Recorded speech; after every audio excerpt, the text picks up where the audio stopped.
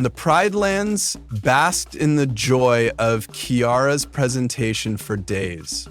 The kingdom's chatter was filled with discussions of the future queen, the legacy she would carry, and the path she would follow.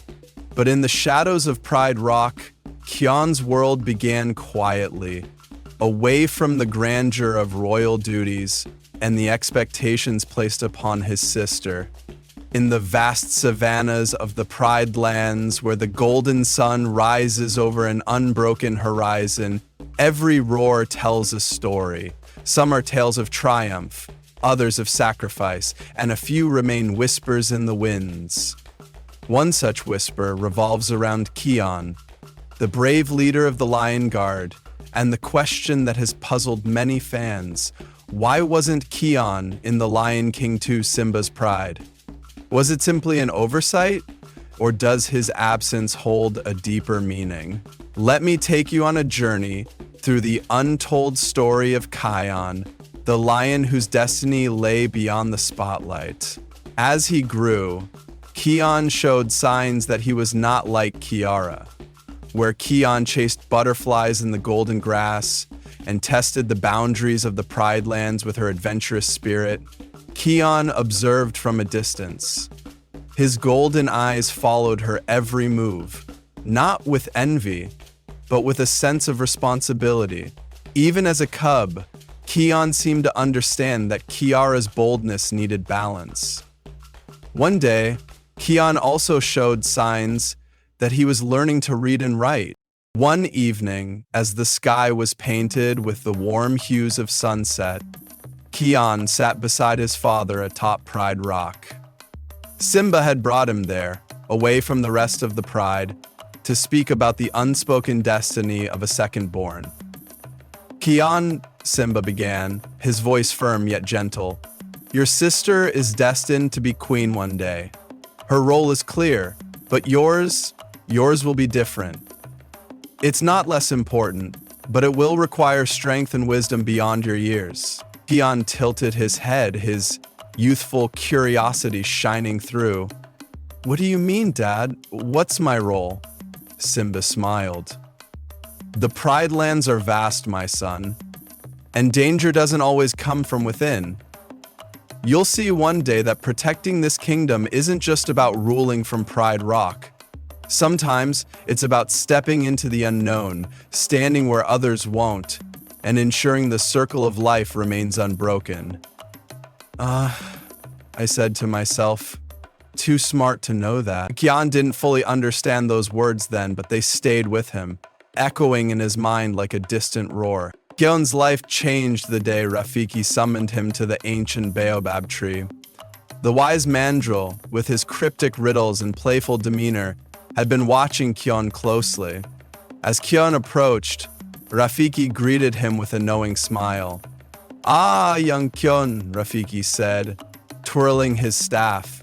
The winds of change have carried your name to the great kings of the past. Do you feel it? Kion furrowed his brow. Huh? Raffi tapped his staff on the ground, creating a soft echo. The roar, the power. It calls to you, does it not? Confused but intrigued, Kion followed Rafiki deeper into the savannah. They stopped at a secluded clearing surrounded by tall, swaying grass. Rafiki pointed to the sky, where the faint image of Mufasa's face appeared among the clouds. Kion, Mufasa's voice rumbled softly. You are the second born of Simba, and with that comes a great responsibility. You are chosen to lead the Lion Guard, a team of the bravest, fastest, strongest, and keenest of sight in the Pride Lands. Together, you will protect this circle of life. Kion stepped back, overwhelmed by the revelation. But why me? Kiara's the heir. Shouldn't she be the one to lead? Mufasa's voice grew gentle. Kiara's destiny lies in uniting the prides, but yours lies in safeguarding the kingdom. The circle of life depends on balance, and you are the one to ensure that balance remains. With newfound purpose, Kion set out to assemble his team. He chose his best friends, Bunga the fearless honey badger, Fuli the swift cheetah, Beish the gentle but strong hippo, and Ono the sharp-eyed egret. Together, they became the Lion Guard, a force that would protect the Pride Lands from threats Kiara and the rest of the Pride would never see. Their first challenge came swiftly. A group of rogue jackals had ventured into the Pride Lands, causing chaos among the smaller animals. The Lion Guard acted with precision and teamwork, driving the jackals away. Kion felt the power of the roar of the elders for the first time, a deep, resonant sound that echoed across the land and sent the jackals fleeing. Word of the Lion Guard spread quickly, and the animals of the Pride Lands began to look to Kion and his team for protection. Kion's days were filled with action, his nights with reflection. He often thought of Kiara, wondering if she understood why he wasn't always at Pride Rock. As Kiara grew older, her responsibilities as future queen became more demanding. She began to notice Kion's absence and questioned why he wasn't present during important moments. One day, Kiara confronted Kion near the watering hole. "Why are you always out there, Kion? Don't you care about the pride? About me?" Kion looked at his sister, his heart heavy with unspoken truths. So do I," she said, giving him a sympathetic look. "And so do I.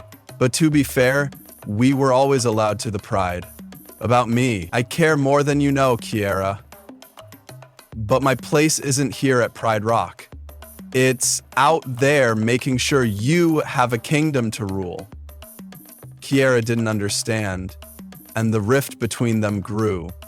Kion buried his feelings, focusing on his duties, even as the distance from his family weighed on him. When the events of The Lion King 2 unfolded, Kiara's relationship with Kovu, the tension between the Outlanders and Pridelanders, Kion was far beyond the borders, dealing with his own battles. He faced dangers Kiara would never know of. A drought that threatened to collapse the circle of life, an invasion of hyenas from the Shadowlands, and a treacherous lion pride that sought to overthrow Simba. Though Kion's efforts went unnoticed by many, they were no less significant. He was the silent guardian of the Pride Lands, the unseen protector whose sacrifices allowed Kiara and Kovu to bring peace to the kingdom. By the time Kion returned to Pride Rock, much had changed. Kiara and Kovu had united the prides, and harmony had been restored.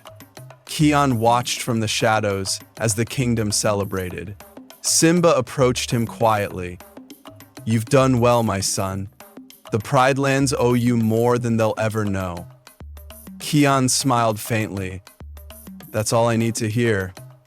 He stood at the edge of Pride Rock, watching the sunset over the savannah. In his heart, he knew he had fulfilled his purpose, even if the world would never hear his roar in the same way they celebrated Kiara's.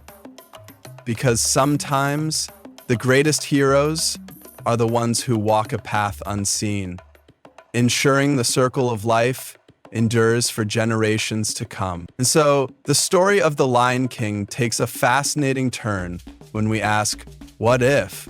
But this is just the beginning. There's a whole world of untold possibilities waiting to be explored in Pride Rock and beyond. What if Scar had a secret heir?